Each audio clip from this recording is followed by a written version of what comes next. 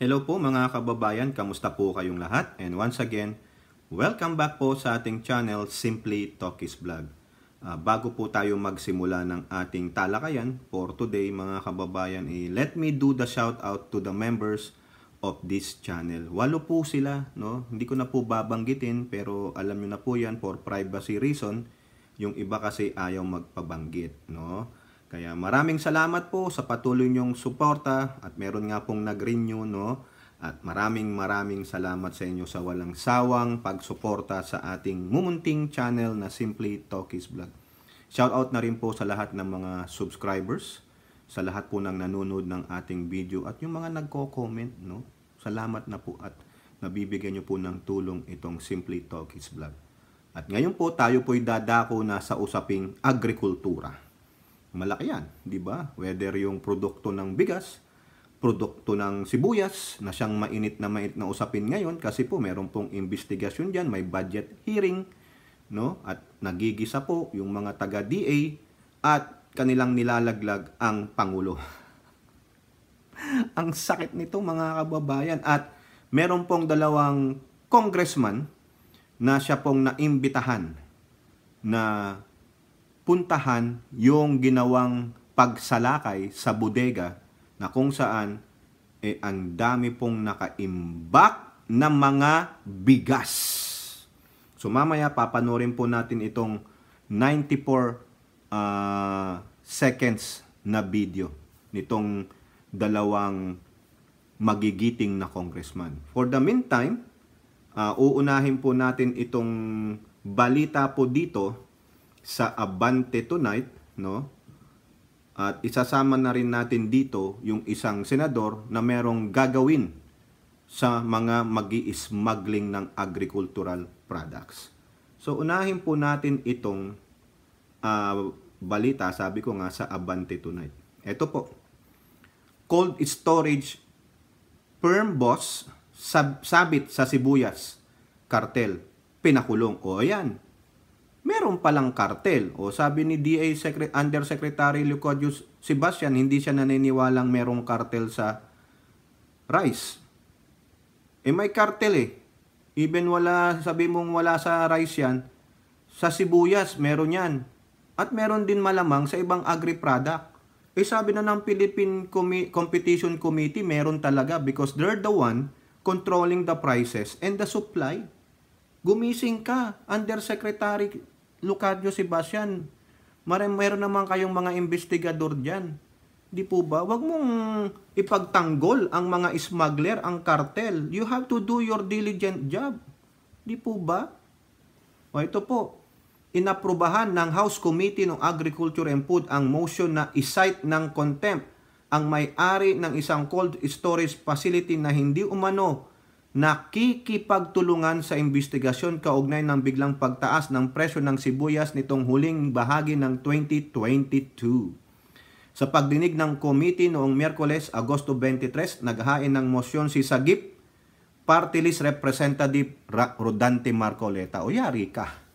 Si Dante Marcoleta pala ang nandyan, isa sa mga yari ka. Para isite in contempt si Eric Pabilona, may-ari ng Tian Long Corporation. Naghain din ng mosyon si Cavite Representative Elpidio Barsaga Jr. Alam ko si Representative Barsaga Jr. Siya ang committee chairman dyan sa investigasyon na yan. No, kung maalala nyo, ito ibinilag natin na talagang yung isang sa BFAR, yung Bureau of Plant and ano ba yun? Basta ganun. BFAR ba? Hindi, Bureau of PCP pala yung BFAR Yung sa BPI, sorry naman, no? Hindi po Bureau of Fish.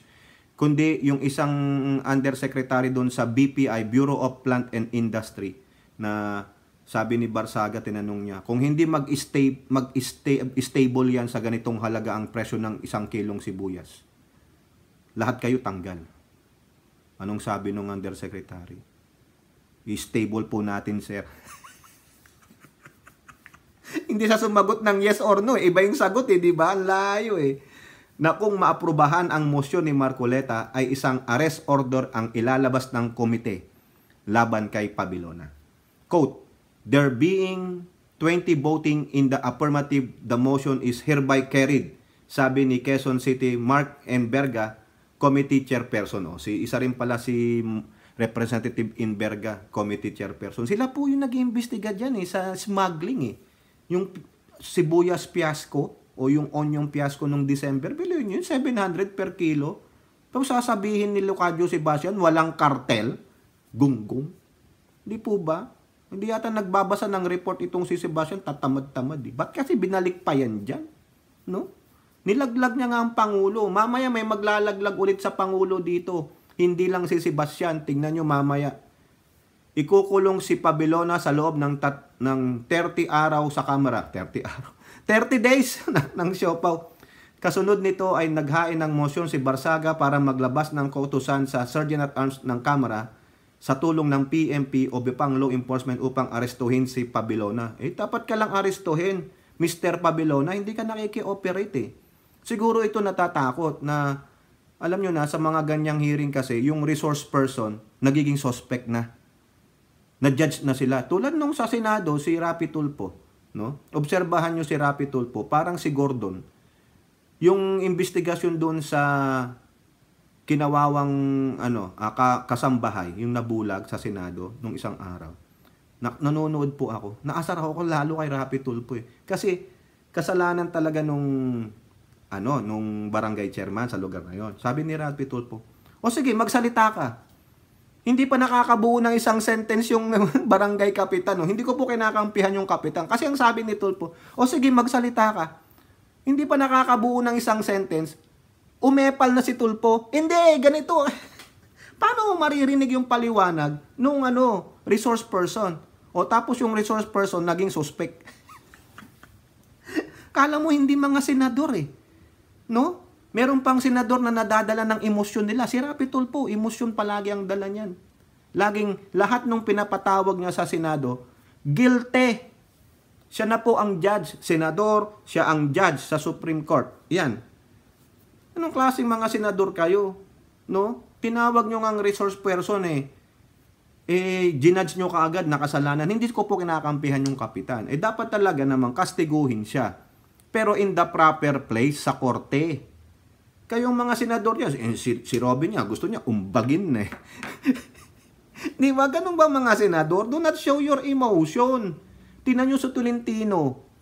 Very composed. Tingnan nyo, malaki ang pinagkaiba. Mapapansin nyo ni Tolentino, saka yung ibang senador na kasama niya doon, yung investigasyon nila doon sa kawawang kababayan natin na inalipusta ng amo niya, nabulag, kung ano-ano, daming physical injuries niya po. Basahin niyo na lang po doon.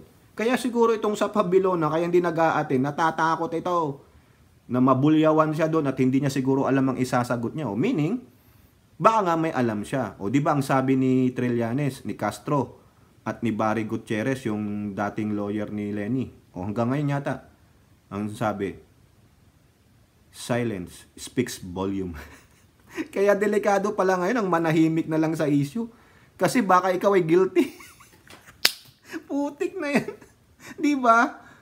Yung bang nananahimik ka para wala ka lang masabing di maganda, gusto mo na lang na irespeto sila. Pero ikaw pa masama kasi sabi, your silence speaks volume. Ha? Anak ng gusto maging marites ka, di ba? Tuloy natin. Si Pabelona ang may-ari ng cold storage firm na Tian Long Corporation na kung saan na-discovering shareholder umano ito ng PhilBeba Corporation. Ang organisasyon na tinatag na tinaguriang Sibuyas Queen. Yun. Si Lilia Cruz. Inakusahan si Cruz na sangkot sa smuggling ng sibuyas at bawang. Una nang lumitaw na ang PhilBeba ay kumokontrol sa buong supply chain mula farming hanggang retail at dinidiktahan nito ang presyo sa merkado. Sana po matapos na itong investigasyon na to para maturuan ng leksyon itong si Lilia Cruz, itong mga kumpanya nila. Kasi ang ginawa pala nitong Lilia Cruz na to, nag-create pa ng mga dummy corporation. Sila din yun Kunwari may ibang korporasyon, may tao doon, pero tauhan niya. Ngayon dapat ito ang sinasite ng, hindi na contempt kasuhan na, i-forward na ito. Baka ito tatakas na yan Pasensya ka naman dyan, Miss Sibuyas Queen. Loko ka. Mga kayo, sabutor kayo ng economy. Dahil sa inyo, and nagsuffer ang mga kababayan nating Pilipino. Biruin nyo, holiday, sinamantala. Alam nyo naman, di ba, pag yung December break, December holiday, yung tinatawag, yung mga retailer na yan, magtatas ng presyo yan, magsasamantala. Tayo namang mga buyer, because of the spirit of the December break, is okay lang. Di ba? Lalabas at lalabas ang kwarta natin. Pero magrereklamo sa pagbili ng bigas. Eto po, eto na, nalaglag na dito ang Pangulo. Kahapon, binlag natin si Leocadio Sebastian. Hindi daw sa time ni PBBM mangyayari ang 20 pesos per kilo. Mahirap daw yun. At sabi niya, wala daw kartel. Ayan, eto. Meron na naman maglalaglag sa Pangulo dito. Kahapon, bigas Ngayon, sibuyas. Kasi party po yan ng agriculture. Ito, Abante TNT. Hindi sana umabot ng 700 pesos kada kilo. PBBM, hindi na abisuhang maglagay ng price ceiling sa sibuyas. Yan. Nako, damay ang presidente. Talagang sasabihin na naman nila, weak leader, tamad yan. Ito po, nilaglag po siya. Wala umanong ipinadalang rekomendasyon kay Pangulong Ferdinand Marcos Jr. na maglagay ng price ceiling sa sibuyas noong huling bahagi ng 2022 dahil walang dumalo sa ipinatawag na pagpupulong para dito. Sa pagdindig ng House Committee on Agriculture and Food, nagtanong si Pasig City Representative Roman Romulo kaugnay ng quarterly meeting ng National Price Coordinating Council at sa naging pagtaas ng presyo ng sibuyas na umabot sa 700 kada kilo. Tanong po ni Romulo, quote, "Could the Price Coordinating Council, which meets quarterly, could have it declared a state of emergency, close, to prevent the price surge?" Sinabi ni Department of Trade and Industry, Consumer Protection and Advocacy Bureau Director Melquiades Marcos Valdez, ang hirap basahin ng pangalan ito, na maaari lamang magbigay ng rekomendasyon ang council sa Pangulo. Did it recommend? Tanong ni Romulo. Negatibo naman ang naging sagot ni Valdez. Yan na, patay na. Eto, sabi ni Valdez, "Mr. Chair, I'm embarrassed to say it on record, but we have been calling for meetings of the Price Coordinating Council, but the members had not been attending, Mr. Chair." Hindi daw uma-attend. Sino ang hindi uma-attend? Kasama sa mga membro ng NPCC ang mga kalihim ng DTI, Department of Agriculture. Sino ang kalihim? Si PBBM. Nalaglag. DILG and NEDA. Ulitin natin, sino yung party doon sa NPCC? Kasama sila. DTI, DA, DILG, NEDA, yung mga kalihim, hindi daw sumisipot sa mga pinapatawag na meeting ng National Price Coordinating Council or NPCC. Diyos ko po. Ay, naglagan talaga. Sa pag-usisa ni Romulo, sinabi ni Valdez na maaring magtalaga ang mga kalihim ng alternate na dadalo sa pagpupulong. Kahit alternate, ayaw sumama. Nako po. Sagot naman ni Valdez, "Yes, Mr. Chair, we have the records to prove this." Inutusan ng komite si Valdez na sumite ang pangalan ng mga alternate. Nako, patay na. Eto na, magkakalaglagan talaga dito. No? Wala tayong magagawa. Investigasyon yan Kaya nga nila palagi, heads must roll. Heads must roll. Kaya sa investigasyon, malalaman kung sino ang dapat patawan ng parusa by recommending it doon sa proper authorities, whether sa ombudsman o sa yung Sandigan Bayan. Hindi naman ng kamara ang yung magja-judge. It's ang tawag diyan is in aid of legislation para po i-forward sa mga corresponding agency na mag-iimbestiga diyan at magde-decide, 'di ba? Korte. Tama lang 'yan, no? Ayan na po. Nako, sabit na naman ng pangulo doon, kalihim Maski na yung alternate, sabi ng pangulo siguro, ikaw punta ka doon. Ayaw, tamad, patay. Yari na. Oh, wag nyo akong sisihin ha, binabasa ko lang po yung report. Sa opinion ko, sabit nga. Yan ang dahilan. Lang pa lang ang Pangulo ang pumunta doon. Busy ang Pangulo eh. Yan tanong, bakit ayaw niya pang bitawan ng DA? Alam niya, pag magbitaw siya, wala pa siya nakikita talaga na magpo-focus dyan at mamahalin. Hindi ang DA, ang mga magsasaka, mangingisda, at yung mga agricultural workers. And DA, ang daming buwakaw dyan eh. Kaya ayaw alisan ng Pangulo dyan dahil gusto niya pang malamang sino yung mga buwakaw dyan. Papaatinin mo ang Pangulo dun sa meeting ng MPCC, busy yan. Araw-araw, full pa kang schedule niyan. Yung pinadala, yun ang sisihin ninyo. Bakit mo sasabihin yung kalihim ng DA? Diba? Para lang maano ang mabigyan ng imaline ang presidente. Hindi mo tinangkalihim ng DA. Di iyakin ka pala. O eto. Sabi naman dito ulit sa Abante. Bilar. Ano ba to? Bilar o bilyar? Pabibigatin parusa sa agri-smuggling susme. Ito po yung author ng Rice Tarification Law. in compliance to World Trade Organization. Ay, wala tayong magagawa doon. Kaya ikaw, Bilar, isa ka sa mga bilay ng Rice Tarification Law. Tapos meron siyang ganito. Tiniyak ni Senador Cynthia Villar na ipupursige niya ang pag-aaproba sa isinulong ng mga panukalang amyenda sa Anti-Agricultural Smuggling Act of 2026 upang higit na mapalakas ang naturang batas. O ayan. Kaugnay na rin ito ang pagtaas ng presyo ng bigas sa mga palengke na sinisisi ng senador sa mga mapagsamantalang negosyante na nagpapakalat umano ng maling impormasyon ukol sa kakulangan ng supply ng bigas. O tama po dyan, no? Tama lang yan.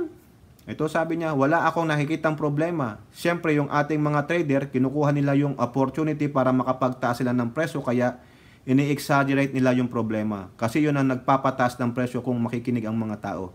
Dapat ang mga tao hindi dapat makinig kasi hindi naman ganun ang problema. O paano mo yan i-kokontrahin, di ba? Yung kasinungalingan ng mga traders for their benefit. Paano mo kokontrahin yon? O sabi niya gagawa daw siya ng batas. Gaano kabilis ka gumawa ng batas? Kailangan pa bang aprubahan niya ng Pangulo? Siyempre. Batas yan eh. Nakapagsamantala na ang mga traders. Ano ang immediate action to combat these illegal activities ng mga traders? Di po ba? Kumbaga, habang nag-aantay ka ng solusyon, hindi mo alam kung ma-aproban o hindi, nag-suffer na ng husto yung mga mamayan. Dapat may immediate action. Tulad po nito, o panorin natin, itong video na 94 seconds ng dalawang mambabatas na naimbitihan mag-inspect ng ano. Eto po, sabay-sabay nating panoorin. Siguro lang natin malaman ano talagang sitwasyon dito sa ground. At nakikita po natin, sapat naman ang supply ng bigas, kesyo locally produced or imported. At nakikita naman din natin, yung iba dito, naka-stock up na rito na almost 3 months. So dapat ilabas na yan kasi pag 3 months yan, hoarding na rin yun. Diba? At napapansin natin na sinusundan at mga traders yung international market price. Miski yung mga locally produced, hinuhold back. Minamatch nila yung rising international prices. Kaya yung natin at yung payo natin ay ilabas na ibaba na kasi nakakaawa na yung pambayan. Diba? Sabi natin kaya yan, kay Yusek Sebastian, yung rice natin, i-coordinate na natin lahat kasi nandito lang tayo kasi ayaw natin yung mangyari kagaya nangyari yung parang na sumobra na yung pagtaas at napansin natin ngayon na sapat na supply. Nakikita mo naman natin dito. Ang tawag dito, greed. Moderate your greed lang. Diba? Sabi ng neighbor is lahat pwede naman tayo kumita, wala nang problema tayo dyan. Pero yung kita nyo, moderate mo na lang kasi nakikita nila uy, atas yung presyo ng Vietnam rice o Thailand rice, sundan na lang natin. Ipitin muna natin yung supply para abangan natin yung pag-akyat. Huwag naman, di ba? So yan po, no, mga kababayan, yung paliwanag, no, nagpapaliwanag po si Speaker of the House, Martin Romualdez, at kung mapapansin nyo, kasama niya si Erwin Tulfo. Lagi po niyang kasama yan kasi may nauna po sa palengke, nag-inspect sila ng mga presyo. Hindi ko po alam kung ano nangyari doon. Ngayon, tumaas po talaga ang presyo ng bigas. Wala tayong magagawa dyan eh. No? Unang-una, depende yan sa dictate ng market. No? Kung nag-import o ano. Tapos yung dikta ng mga, sabi nga ni Villar, dikta ng mga traders. Tinatago tulad nito. No? Ilang ano na yan? Ilang months? 3 months supply. Tinatago, hinuhoard talaga. Para silang magdidikta eh. Tapos pag halimbawa, 70 pesos na per kilo, saan nila lalabas yan? Magkano lang bili nila dyan? Sabihin nyo 30, o di tumubo na sila ng 40. Tiba-tiba po sila. Kaya itong mga to, dapat yan, hindi pinaliwanag dun sa video kung anong gagawin dyan. Kumpiskahin nyo na yan. Hoarding yan eh. Economic sabotage po yan. Tanungin nyo ba, dapat nga 500,000 lang na total price nitong mga to, yung mga nahuli, na smuggled, hoarding, o whatever. Kasuhan nyo kaagad ng economic sabotage para matuto. Ito po ay sa lugar ng FS Rice Mill, San Fernando Warehouse, and Great Harvest Rice Mill Warehouse, located sa boundary ng Bukawi and Balagtas towns in Bulacan. Tingnan nyo, hindi ito nabaha. Diba? Nakita nila mga baha-baha, ang mga tao, lalo na yung sa Ilocos, sa Mayon Volcano, pero nandiyan lang bigas nila. Ala silang pakialam. O lagyan nyo po yan sa buffer stock ng NFA para madala itong mga hoarders na yan. Sino bang mga may-ari nito? Di po ba? Sabi nga ni speaker, greed yan eh, di ba? Gusto mo kumita. O ayun po. Yung assessment talaga natin, sapat na supply lalo na yung galing sa iba yung dagat, pero mataas na rin yung presyo. Pero nakita din natin sapat na supply pero medyo matagal na na-hold. Dapat kung ano yan pinasok, ilabas ka agad. Ibaba ka agad at reasonable price dahil masyadong mataas ngayon ang presyo. O tama. So anong gagawin mo dyan? No? Dapat after na ma-inspect yan, na-aprubahan na ng mga otoridad, ilabas nyo na. Bigyan nyo na yan. Lagyan nyo na sa buffer stock. Para po bumaba ang presyo kasi ito talagang kalaban ng bansa natin eh. Yung mga hoarder, smuggler at cartel. Romualdez also lamented that some rice traders had been exploiting the international price adjustment to jack up rice prices in the local market. Kaya yung gusto natin, yung naging payo natin, ilabas na nila. Ibaba na kasi nakakaawa na yung taong bayan. O ano nga kayo nga ang may power. Ba't kayo maawa dyan? Hindi nga sila naawa sa taong bayan eh. Kayo na ang umaksyon. Meron naman tayong mga outlet gaya ng Kadiwa kung saan pwede nating ibaba. O di ba anong gagawin ninyo? For his part, Quezon City Representative Mark Emberga, the chair of the House Committee on Agriculture and Food, said, rice hoarding is economic sabotage in its highest degree. O yan, kasuhan nyo sila dyan. Di po ba? Anong dahilan nung may-ari ng mga yan, ng mga nasa storage na yan, bakit ayaw nilang ilabas yung mga bigas na yan? 3 po yan. Di ba? 3 yung company binanggit natin. Di ba? It not only destabilizes prices in the market through arbitrary manipulation, but it also adversely affects the ability of Filipino families to cope with day-to-day living. And for that, hoarders should be applied the full force of the law. Correct. Ito naman po ang sabi ni Representative Erwin Tulfo. Di po ba? The inspection is in support of President Ferdinand Marcos Jr.'s effort in alleviating the plight of Filipino families now reeling from the high cost of rice. We want our citizens to know that their government is doing something to bring down the price of rice. O yan, tama yan. Ilabas nyo na po lahat yan. Huwag nyo nang, mamaya makikiusa, parang sinasabi ni Enrile, naglulumuhod sa inyo. Wala pong awa yung mga yan eh. Babalik at babalik lang sila, hindi maawa yan sa taong bayan. Nakakasawa, puro na lang kayo ganyan. Imbestiga, wala naman nangyayari. Sawa na po taong bayan sa kakaantay sa inyo. No?